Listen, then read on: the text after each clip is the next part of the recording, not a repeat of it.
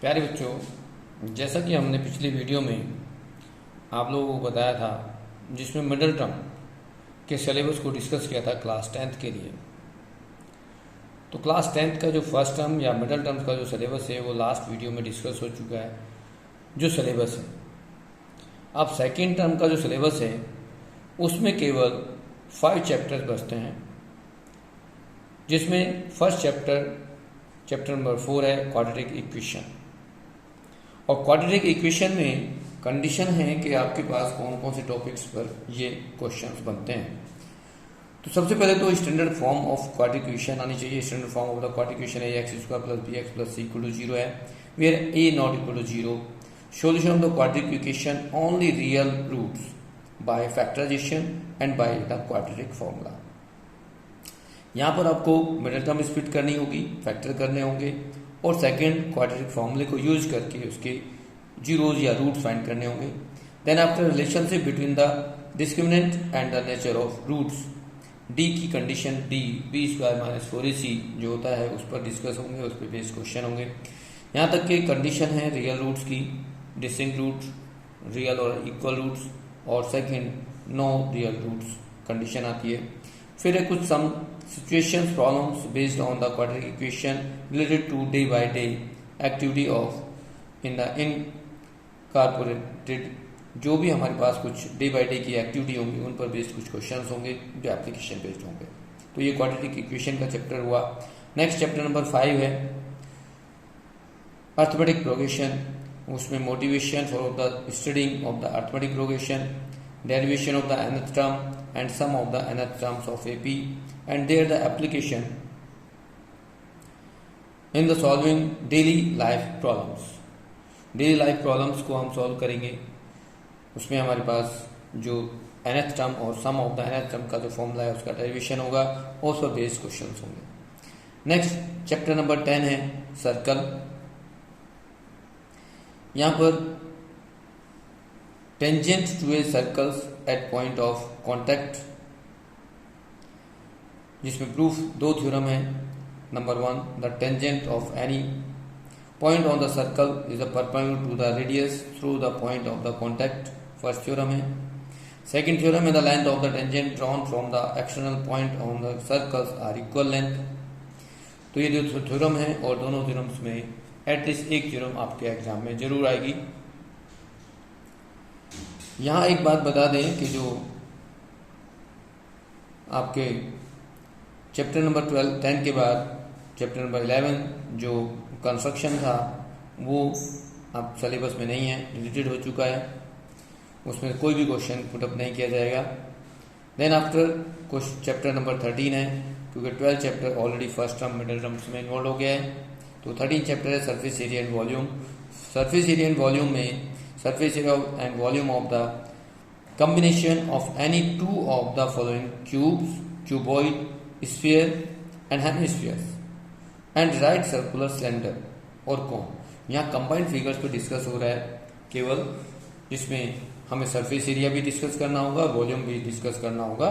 But ध्यान रहे कि क्यूब्स, क्यूबॉइड और स्फीयर्स के साथ हेमिस्फीयर और राइट सर्कुलर सिलेंडर एंड कोन के साथ में कंबाइन फिगर्स होंगी, कॉम्बिनेशन होगा। दो सॉलिड फिगर्स का हो सकता है, वो क्यूब के साथ हेमिस्फीयर हो सकता है, क्यूब के साथ कौन हो सकता है, सिलेंडर के साथ क्यूब और कौन हो सकते हैं, सेम स्फीयर के साथ में हेमिस्फीयर के साथ में कौन हो सकता है, सिलेंडर हो सकता है।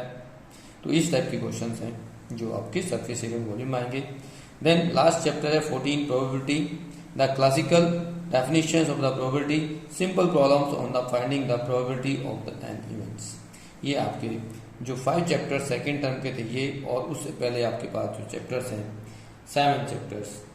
तो यहाँ पर जो चैप्टर्स में सबसे पहले जो हमने डिस्कस किया, फर्स्ट जो आपकी जो मिडिल टर्म के सिलेबस में चैप्टर थे वो ऑलरेडी हम डिस्कस कर चुके हैं। एक बार फिर देख लेते हैं कि हमारे पास इसमें क्या क्या सिलेबस है। Chapter number 1, 2, 3, first 3 chapters compulsory हैं, फर्स्ट टर्म में आएंगे। उसके बाद 4th, 5th सेकेंड टर्म में पहुंचेंगे। 6th, 7th, 8th और 9th ये फर्स्ट टर्म में आएंगे। ट्राइंगल्स है, कोऑर्डिनेट ज्योमेट्री है, इंट्रोडक्शन ऑफ ट्रिग्नोमेट्री है, एप्लीकेशन ऑफ ट्रिग्नोमेट्री है। उसके बाद एरिया रिलेटेड सर्कल है और फिर स्टैटिक्स। ये सभी चैप्टर्स जो थे फर्स्ट टर्म के थे। इसमें आपके पास जो चैप्टर्स हो गए वो अभी आपने देखे 9 चैप्टर्स हैं। 9 चैप्टर फर्स्ट टर्म में है, जबकि 5 चैप्टर जो है वो सेकेंड टर्म में हो गए। तो टोटल मिला के 14 चैप्टर हो गए। 11th चैप्टर जो है वो डिलीट हो चुका है। अब बात आती है कि एग्जाम कब होंगे। नॉर्मली जो मिडिल टर्म एग्जाम है वो सितंबर में होंगे, जैसा कि इन्फॉर्मेशन है। सीबीएसई ने एग्जाम हमारे डायरेक्टर ऑफ एजुकेशन ने इन्फॉर्म किया है कि about the contact of the completed for of the middle terms examination by 15 सितंबर। ठीक है। इसके साथ साथ हम लोगों को मेंटल मैथ्स की बुक अवेलेबल है, मेंटल लैब्स एक्टिविटी करनी है, रिवीजन ऑफ द सिलेबस भी करना है। तो normally middle of the September से मिडिल टर्म एग्जाम होंगे। लास्ट में जब हम सेकेंड टर्म की बात करते हैं तो सेकेंड टर्म में हमें नॉर्मली 15 दिसंबर तक सिलेबस को कंप्लीट कर लेना है। साथ के साथ मेंटल मैथ्स की बुक और एक्टिविटी लैब भी तैयार करने हैं। और नॉर्मली आपका जो प्री बोर्ड एग्जाम होगा वो दिसंबर में एक फर्स्ट प्री बोर्ड एग्जाम रखा जाएगा। प्री बोर्ड कह सकते हैं या प्री बोर्ड कह सकते हैं। उसके बाद रिवीजन होगा और बोर्ड के पेपर होते रहेंगे। नॉर्मली जो मार्च में या फरवरी मार्च में आपका बोर्ड एग्जाम फाइनल होता है। बात आती है पेपर कैसा होगा, तो यहाँ आपके पास 2 टाइप के पेपर्स अवेलेबल होंगे, एक स्टैंडर्ड और एक बेसिक। यदि स्टैंडर्ड की बात करेंगे तो उसमें कोड होता है 041 और उसमें कुछ क्वेश्चन पैटर्न का जो टोटल होता है वो थोड़ा आइडिया दे देते हैं कि यहाँ पर जो क्वेश्चंस आएंगे रिमेंबरिंग बेस और अंडरस्टैंडिंग बेस होंगे वो 43 मार्क्स से होंगे, जिसमें टोटल वेटेज 54% है। एप्लीकेशन बेस्ड जो क्वेश्चन होंगे वो 19 मार्क्स से होंगे, परसेंटेज 24% है। एनालिसिस और इवैल्यूएशन और द क्रिएटिंग वाले जो क्वेश्चन होंगे वो 18 मार्क्स के होंगे, जो 22% है। इसके अकॉर्डिंग 80 मार्क्स टोटल होंगे, जबकि 100% हो गया। आपके 20 मार्क्स इंटरनल होंगे। उसमें भी आपको बता दें, इन्फॉर्मेशन कर दें कि पेन पेपर टेस्ट जो होगा मल्टीपल चॉइस के असाइनमेंट्स होंगे, जिसमें हम यूटी लेते हैं क्लास में, वो 5 मार्क्स के होंगे, बेस्ट 2 कंसिडर किए जाएंगे। देन पोर्टफोलियो होगा, जो भी आपका वर्क सब्जेक्ट टीचर देते हैं उसमें पोर्टफोलियो तैयार करना पड़ेगा, 5 मार्क्स का होगा। Lab practicals, lab activity to done from the prescribed books, जो भी बुक्स होगी उसके अनुसार आपको 5 मार्क्स उसके मिलेंगे। सेम यदि हम बेसिक की बात करेंगे तो बेसिक पेपर जो है थोड़ा सा डिफरेंट होगा, इजी होता है। उसमें आपके पास जो रिमेंबरिंग और अंडरस्टैंडिंग क्वेश्चन होंगे वो 60 मार्क्स से होंगे, जिसकी वेटेज जो है 75% होगी। एप्लीकेशन बेस्ड 12 मार्क्स के होंगे, 15% होगी। और एनालाइजिंग और द इवैल्यूएशन क्रिएटिंग जो होगी वो 8 मार्क्स की होगी, जो 10% होंगे। सेम प्रोसेस इंटरनल का यहाँ भी वही है। आपके 2 टेस्ट पेपर बेस्ट जो होंगे वो कंसिडर किए जाएंगे 5 मार्क्स के। 5 मार्क्स का पोर्टफोलियो होगा और 5 मार्क्स का जो है लैब प्रैक्टिकल्स होगा। इसके अकॉर्डिंग हमारी ये जो सिलेबस जैसे ब्रेक किया गया उसके अनुसार फर्स्ट टर्म और सेकेंड टर्म का सिलेबस है वो डिफाइंड हो चुका है। आगे जैसी इन्फॉर्मेशन आती रहेंगी वो भी हम डिस्कस करते रहेंगे।